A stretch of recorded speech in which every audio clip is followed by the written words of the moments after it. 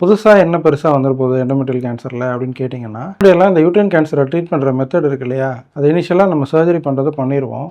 அதுக்கப்புறம் கொடுக்கக்கூடிய ட்ரீட்மெண்ட் நம்ம ஒரு செட் பேட்டர்னில் வச்சுருந்தோம்.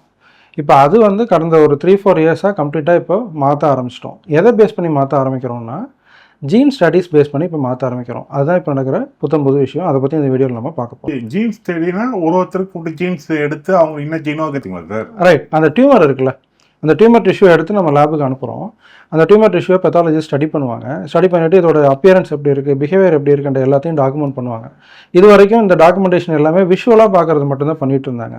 இப்போ என்ன பண்ண ஆரம்பிச்சிட்டாங்க அப்படின்னா, அந்த டியூமரில் இருக்கிற டிஎன்ஏவை எடுத்து இந்த டியூமரில் என்னென்ன ஜீன்லாம் மியூட்டேட் ஆகிருக்கு, எந்தெந்த ஜீன் மியூட்டேஷன் ஆனால் என்னென்ன மாதிரி அது அக்ரெசிவாக இருக்கும் அப்படின்ற இன்ஃபர்மேஷன் இப்போ நமக்கு அவைலபிளாக இருக்குது. இந்த டெஸ்ட் எல்லாமே சில வருஷங்களாக அவைலபிளாக தான் இருந்துச்சு.